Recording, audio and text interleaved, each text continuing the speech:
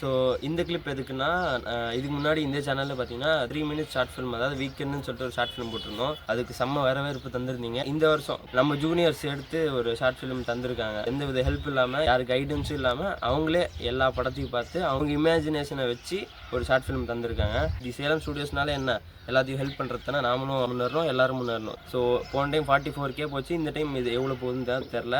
Support பண்ணுங்கள், நல்லாயிருக்கும்னு நம்புகிறேன். சின்ன சின்ன ஃப்ளாஸாக இருந்தாலும் சரி, சின்ன சின்ன அப்ரிஷியேட்டபிள் மூமெண்ட்டாக இருந்தாலும் சரி, கண்டிப்பாக கமெண்ட் பண்ணுங்கள்.